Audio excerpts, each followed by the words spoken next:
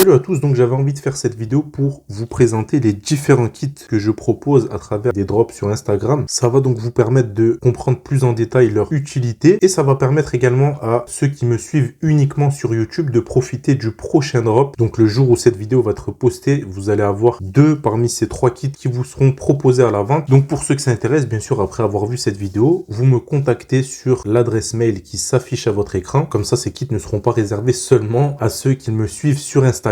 Ils sont à 30 €, frais de port compris, bien entendu dans la limite des stocks. J'en fais pas énormément, mais j'en fais souvent, donc n'hésitez pas à me suivre sur Instagram. Mais pour ceux qui me suivent seulement sur YouTube, ben là c'est l'occasion d'en choper un. De base, pour ces kits, vous allez avoir le contenant qui est un feutre qui fonctionne, pour le coup je le précise, car ça va avoir son importance. Déjà, pour pas que ça soit suspect, l'objectif c'est d'avoir un kit dissimulable ou on va dire non remarquable facilement. Et également on va dire que ce serait dommage d'avoir un feutre qui fonctionne pas. Malheureusement, de par ce fait, vous risquerez d'avoir un peu d'encre sur vos pics. Donc si vous le désirez, vous pouvez carrément laisser sécher le feutre et mettre un peu de colle époxy pour transformer votre feutre en poinçon dans une optique de self-défense ou tout simplement d'outil pour perforer. Ça fonctionne très bien. Par contre, le fait d'avoir un poinçon comme ça sera de suite soupçonnable lors de contrôle douanier par exemple ou autre. Vous avez le capuchon ici qui s'enlève, donc faites très attention parce que c'est pas sécurisé. Donc soit vous le collez ou vous faites fondre cette partie et ensuite vous l'encastrez de nouveau. Donc le feutre est de base fixé sur de la cordelette en Kevlar qui est avant tout présente pour faire office de scie à friction. Le Kevlar étant extrêmement résistant à l'abrasion, vous allez pouvoir vous en servir pour vous libérer d'étreintes souples comme on avait pu le voir dans une vidéo précédente. Mais même sans parler d'évasion,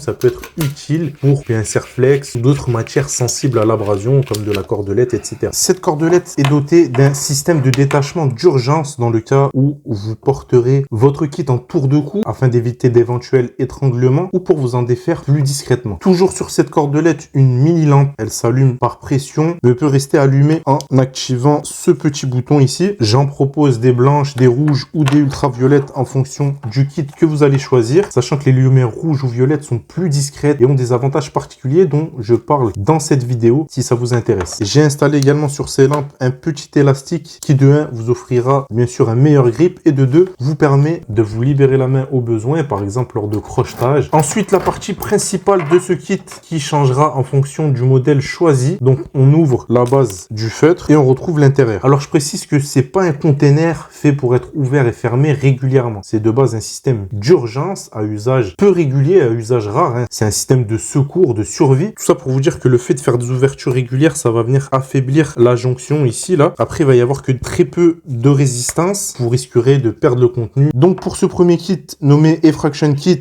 on va retrouver 3 pics pour venir à bout de serrures simples, cadenas, serrures de sécurité, etc. Même des barilets simples. Bien sûr, l'entraîneur qui va avec. On va avoir également une petite scie diamant qui va vous permettre assez aisément de couper des petites portions d'acier. Je pense par exemple à du grillage, mais ça peut être autre chose. Et j'y ai intégré un petit scie-allume également faisant office de marqueur. Petit conseil, n'hésitez pas à customiser vos kits, notamment avec du scotch renforcé. C'est toujours très utile dans les situations hors normes et ça dépanne beaucoup. Ensuite, on va voir le petit kit Escape and Evasion. Donc pour le Escape and Evasion que je proposerai pas dans ce drop, mais qui a déjà été proposé et qui sera encore proposé, on va retrouver une barre de ferrocérium, un système compact qui vous permet d'initier un feu en toutes circonstances. Rien ne vous empêche éventuellement d'ajouter dans le contenant un peu d'amadou. C'est pas l'allume-feu le plus efficace de par sa taille, mais en situation de survie de type Escape and Evasion, ça peut éventuellement faire la différence et ça vous permet d'avoir du feu sur vous en permanence. On retrouve une petite scie qui va faire office de striker. Alors c'est assez laborieux, on est d'accord, mais ça fonctionne. Encore une fois, on est là dans une situation de survie, il nous reste que ça sur nous. C'est une scie, donc ça peut être utilisé comme tel, à savoir que de base ça a été prélevé sur une scie à métaux. Ensuite, on va avoir les 3 petits pics. Encore une fois, l'idéal pour venir à bout rapidement des serrures simples, mais il faut savoir que ici on a un palpeur, donc on peut très bien, avec de la patience, de l'entraînement, de la connaissance, etc.,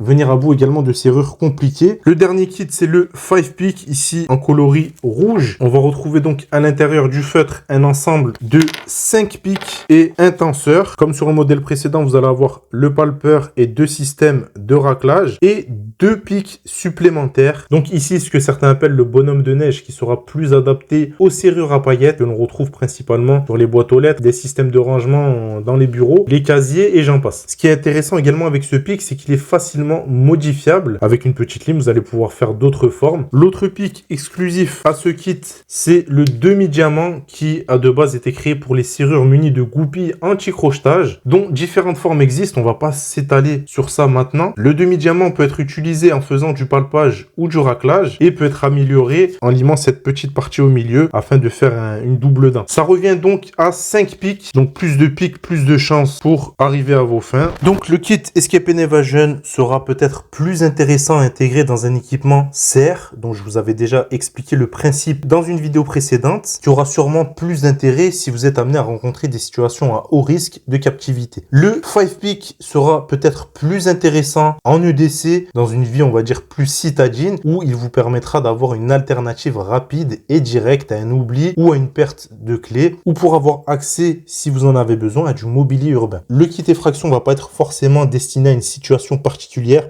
Il s'appelle kit effraction parce qu'on va avoir une petite scie diamant en plus qui va vous permettre d'ouvrir plus de choses, mais à vous de voir ce que vous voulez en faire. Voilà donc pour ces 3 modèles qui, je rappelle, sont des créations maison, d'où les imperfections que vous pourrez trouver. L'objectif est, je le rappelle, d'avoir un système de crochetage sur soi en permanence pour une situation hors norme, éventuellement de captivité ou de restriction de mouvement, de déplacement temporaire. D'où le choix de cette taille, de ce gabarit qui permet facilement, sans émettre de doute ou de soupçon, de le porter à ses clés en tour de cou ou pourquoi pas disperser sur sa propre personne ou alors l'intégrer dans un kit plus élaboré. Pour la petite histoire, les camarades, des capsules rectales contenant différents outils, notamment de sabotage ou d'évasion, furent retrouvées et assignées comme étant utilisées par la CIA et d'autres capsules par le KGB pendant la guerre froide. L'objectif apparemment était de pouvoir avoir des outils indétectables lors d'une fouille. Le seul problème, et ça va en faire sourire certains, c'est qu'ils devaient carrément se le ranger dans le fion. Le KGB avait un modèle avec une partie rugueuse pour éviter la sortie lors de squats couplés au toussement, souvent utilisé dans les fouilles les plus approfondies. Ceux qui ont fait de la prison doivent connaître. C'était et c'est encore sûrement la méthode la plus sûre pour dissimuler quelque chose sur soi, mais sachez qu'il y en a beaucoup d'autres. C'est juste qu'en regardant le feutre, je me suis dit que la personne qui le voudrait vraiment, en retirant le clip du bouchon, pourrait facilement faire la même chose. Voilà les camarades, vous savez tout, c'était pour la petite histoire. Si vous désirez soutenir la chaîne, je fais également des patchs qui pourront servir pour transporter seulement les outils de crochetage dans votre sacoche. Voilà les camarades, avant de boucler cette vidéo, il est important de rendre honneur à ceux qui nous ont inspirés. Ça, c'est quelque chose qui est beaucoup oublié. Je le vois régulièrement sur YouTube, des personnes qui s'inspirent ou qui carrément plagient dans le pire des cas. Ne pas rendre honneur aux gens desquels ils se sont inspirés, même si c'est pas du tout obligatoire, même si on doit rien à ces personnes, parce que tout le monde s'inspire plus ou moins d'autrui. Mais à mon sens, c'est important de le faire, particulièrement quand on a une audience. Ça, il y en a beaucoup qui l'oublient. Ils ont une audience, mais partagent personne. Ils donnent de la force à personne et ça, c'est regrettable. Donc, je me suis inspiré en particulier de Oscar Delta et Serpic, deux créateurs d'outils et de spécialistes, on va dire, de l'Escape and Evasion, que je suis depuis un bon moment et dont je vous ai déjà parlé dans plusieurs vidéos, notamment Serpic. J'avais fait une vidéo en particulier sur ces outils, et Oscar Delta, dont je vous avais parlé dans pas mal de vidéos de DC. Donc, je me suis inspiré en partie de ce qu'ils font, et même s'ils ont sûrement pas besoin de moi pour avoir de l'audience, je vous partage quand même leur boulot. N'hésitez pas à jeter un coup d'œil. J'espère que cette vidéo vous a plu. C'était Boris pour la chaîne Civis Protocol. À plus, ciao.